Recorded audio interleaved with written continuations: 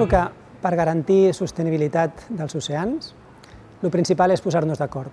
És a dir, que hi hagi conscienciació i que puguem fer pedagogia, perquè tots puguem estirar o empènyer cap a un objectiu comú. Bé, jo crec que acció com a tal no sé si prendria una acció per garantir una seguretat o per revertir un canvi climàtic, sinó que més aviat començaria pensant com serà la nostra vida d'aquí 20 anys. No tant hem frenat el canvi climàtic, sinó com podem viure amb uns fenòmens més extrems, com podem viure amb un nivell del mar més alt, com podem viure sense infraestructures a peu de mar. A nivell de seguretat marítima sí que hi ha un nombre d'accidents d'error humà.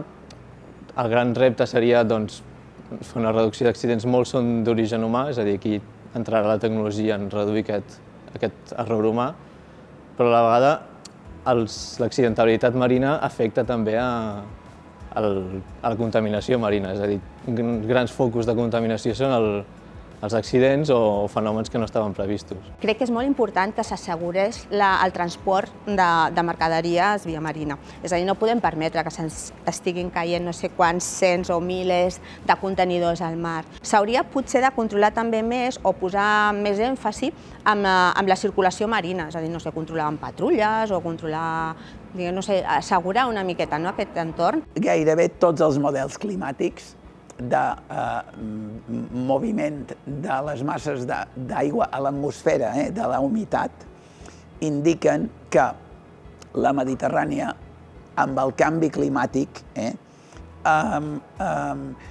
tindrà molta menys precipitació atmosfèrica. Això, sobretot, és perjudicial per les zones de costa al voltant del Mediterrani. Un increment, que pots dir, tampoc n'hi ha per tant, fa canviar bastant els corrents a la costa. Això pot fer que les platges se reestructurin i també demana que els espigons dels ports de vegades s'hagin de reforçar, perquè si el nivell de la mar és una mica més alt, vol dir que totes les estructures de la costa són, diríem, més dèbils davant una tempesta forta que pot venir. Els espais costaners són espais molt dinàmics per la seva pròpia naturalesa i amb les nostres activitats, les nostres accions sobre el medi, el que hem fet és accelerar aquest dinamisme. Tota aquesta problemàtica s'agreuja en el moment en què hi ha infraestructures, hi ha propietats, hi ha negocis, hi ha activitat econòmica. Aleshores, lògicament, aquestes problemàtiques agafen de vegades unes situacions realment complexes de resoldre. Teòricament es consideren tres grans opcions per fer front en aquesta dinàmica de les costes, que són no fer res. Això en territoris com el nostre és molt complicat, és a dir, s'ha de fer alguna cosa, tothom reclama que es facin coses.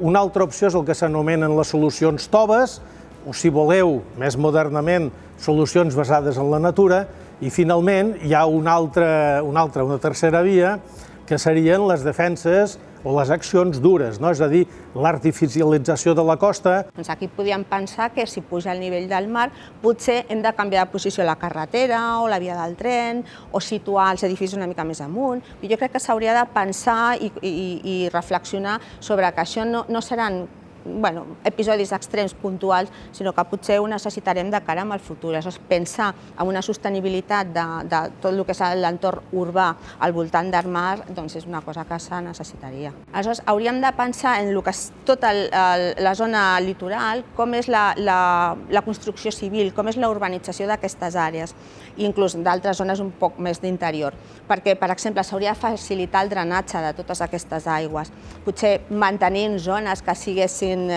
tipus llacunes o protegint amb murs tipus trencaones, d'aquest estil, i també el que es pot fer és afavorir les poblacions costaneres del propi ecosistema. En certa manera, amb això de l'increment del CO2 i tal i qual, estem, com diríem, jugant amb foc. Estem fent un experiment i allò ja ho veurem, però si ens cremem, cremats quedarem. Se sap perfectament que hi ha una acidificació dels mars, de les aigües marines, hi ha un augment de temperatura i tot això també afecta el que són tots els corrents marins.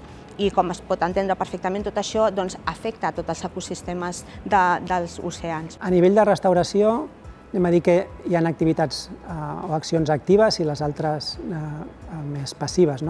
Les actives, per exemple, hi ha una activitat molt important amb el desplegament d'esculls artificials en zones que han estat molt impactades, que han de permetre fer aquesta restauració d'aquests ecosistemes que inicialment existien i d'alguna manera han estat degradats per l'acció de l'home. Sí, clar, moltes vegades és difícil triar quins han de ser els mecanismes, moltes vegades per la manca de dades o manques d'informació que et permetin prendre decisions. En el camp de la meva recerca estem treballant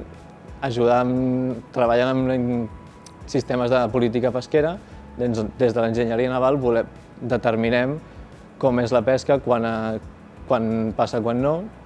Per exemple, ajudem a contribuir a la gent de l'ecologia marina de saber quina és la salut dels ecosistemes des d'un punt de vista de com es comporta el vaixell en funció de com està sent la pesca que està fent. Sí que és una mica un equilibri una mica difícil, el voler extreure un rendiment màxim sostenible, recursos d'un oceà, però a la vegada no passar-se de frenada. Però en tot cas jo crec que la solució no és tant veure com pot ser la tecnologia offshore més robusta per aguantar fenòmens més extrems, sinó a on és interessant posar-la i a on realment val la pena posar-la. Potser al Mediterrani no val la pena posar-la perquè per més robusta que sigui no arribarà a ser sostenible mai. Sí que és important al públic general que tingui la consciència realment de com d'important és el mar per a la nostra vida. Això és clar, entre recursos també s'hauria de potenciar més la recerca, la investigació, la innovació, intentar entre països cooperar, i això de vegades costa inclús amb el veí de casa nostra, imaginem entre països. I jo crec que amb això també és molt important la participació ciutadana, perquè moltes vegades els propis ciutadans, els propis civils fan propostes de lleis i després igual sí que arriben. Potser els polítics i els governants necessiten una empenta. Hem de dir també que de vegades un té la sensació, certa o equivocada, de que falta una certa decisió política. És a dir, qui més qui menys ha sentit promeses, ha sentit propostes de solució i arriba sovint en una situació de desengany.